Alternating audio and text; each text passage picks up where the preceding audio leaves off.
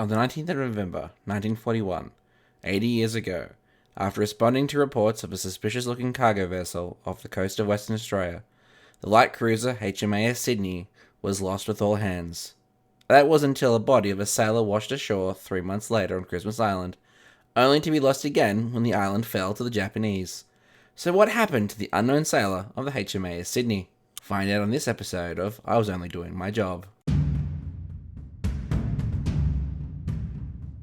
Welcome to the I Was Only Doing My Job podcast. I'm Ross Manuel, I'm an amateur historian and writer, and in this episode I look into the life, service and legacy of able Seaman Thomas Welsby Clark, who served in the Royal Australian Navy aboard HMAS Sydney II during the Second World War.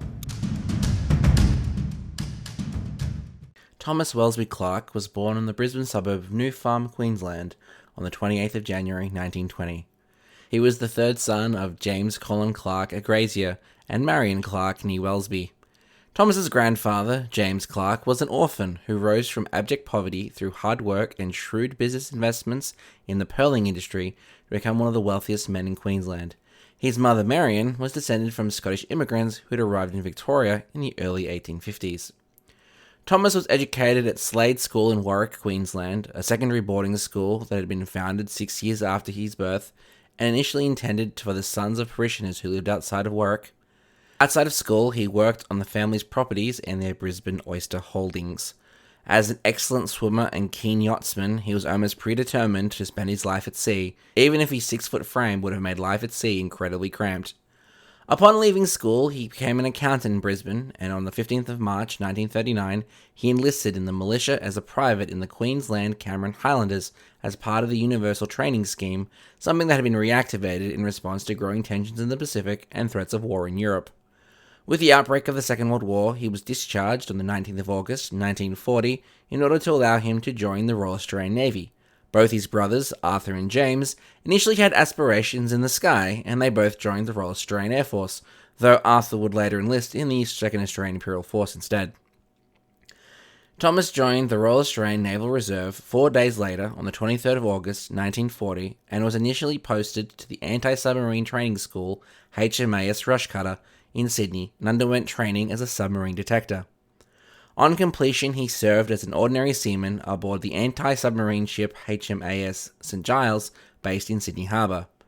Thomas was promoted to acting able seaman on the 15th of July 1941 before completing additional training at the Royal Australian Navy's Shore Training Depot HMAS Cerberus in Victoria from July to August 41.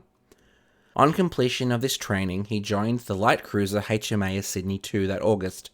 The Sydney was a modified Leander-class light cruiser known as the Perth-class in Australia, and Sydney had already become famous within the Royal Australian Navy for an extensive combat record in the Mediterranean, especially for sinking the Italian cruiser Bartolomeo Colleoni. When he joined the complement of Sydney, it was conducting patrol and escort work in the Australian station following a period of refit, mainly escorting Australian troop ships, including the famous ladies of the sea, the Queen Mary and the Queen Elizabeth, in southern Australian waters throughout early September on voyages from Perth to Melbourne and back again. In late September, Sydney was operating off the coast of Western Australia, escorting convoys from Fremantle to the Sunda Strait in the Netherlands East Indies, now modern-day Indonesia, where they would hand the convoy over to another Allied warship, who would then continue them through to Singapore, while Sydney returned home for another convoy. On the 11th of November 1941, Sydney departed Fremantle, escorting the troop ship Zealandia, carrying troops of the Australian 8th Division. On the 17th, Sydney handed over the troop ship to the Royal Navy light cruiser HMS Durban before starting the return voyage to Fremantle. On the afternoon of the 19th of November 1941, HMAS Sydney sighted a merchant ship roughly 200 kilometres west of Shark Bay, Western Australia, and closed to investigate. Sydney signalled the ship to identify itself as it continued to close on the mysterious vessel. Initially, this merchant ship failed to respond to the request, despite multiple attempts via different methods. Eventually, the merchant ship identified itself as the Dutch merchant vessel Straat Malacca, though it was difficult to confirm due to the placement of the vessel's stays in relation to its funnel, to which Sydney ordered the merchant ship to make your signal letters more clear. The larger issue with the Straat Malacca is that it was actually the heavily armed German merchant raider HSK Kormoran in disguise. The Kormoran had already had an extensive battle record, having sunk 10 unsuspecting merchant vessels and taken another as a prize.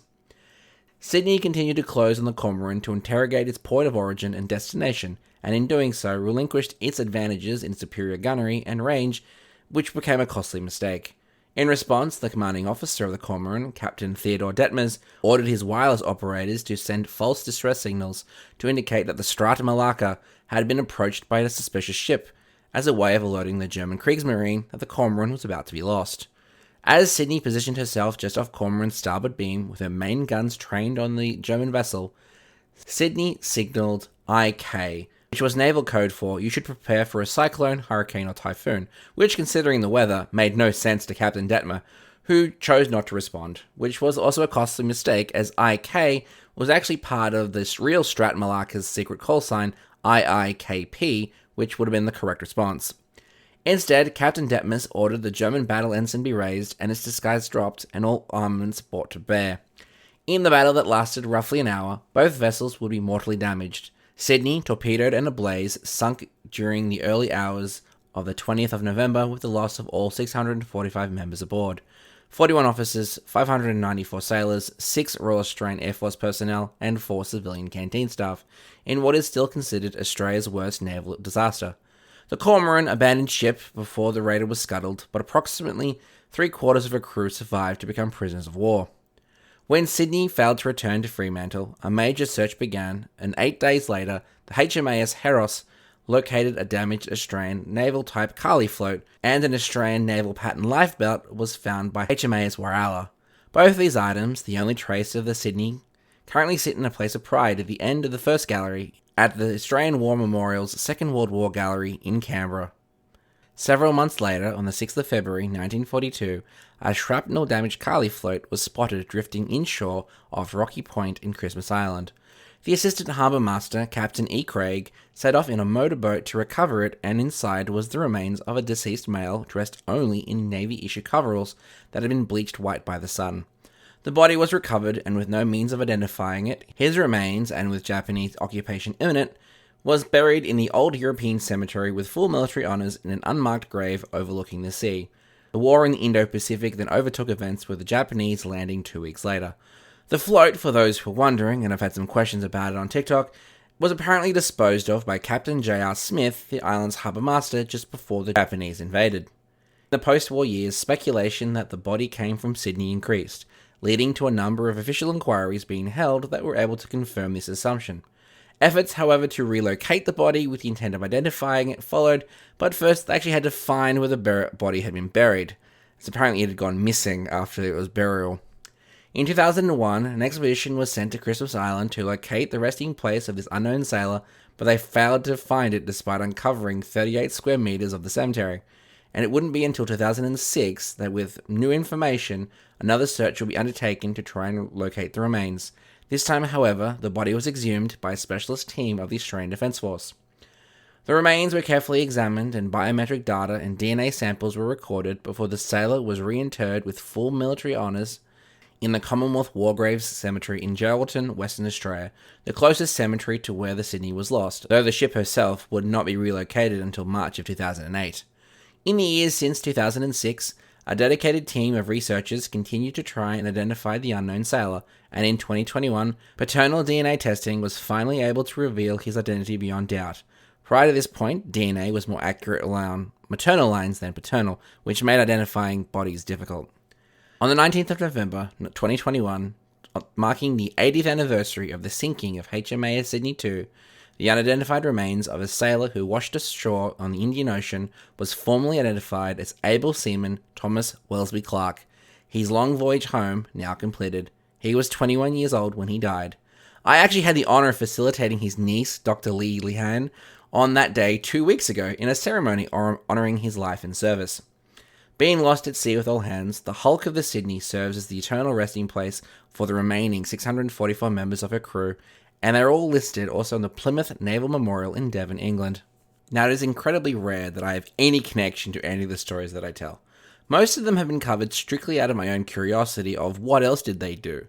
Thomas Welsby Clark, who answered the call and did his job without complaint, It was truly an honor to be part of the commemoration of his life and sacrifice. And that is the story of able seaman Thomas Welsby Clark, a man who no longer needs to live under the name unknown. Hey everyone, just a heads up, this is the last episode of 2020. The next episode will be on the 1st of January 2021, so I want to thank you all for the support you've given me over this year through the various lockdowns and scheduling differences. So look forward to next year. A few things are going to change. Hope you hang around.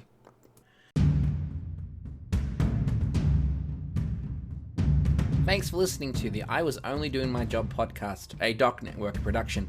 I would really appreciate it and would help out the show if you would share this or leave a comment on Spotify or Google Podcasts or anywhere you listen to podcasts, as it really helps others find the show. If you want to know more about today's episode with photos, show notes, and transcripts, head over to www.thedocnetwork.net and follow the show on IWODMJ on Instagram. Don't worry, there'll be a link in the description. If you want to follow me for more history hijinks and random nerdery, you can follow me on practically everything at DocWinters. Once again, my name is Ross. Thanks for listening. Catch you next time. Bye.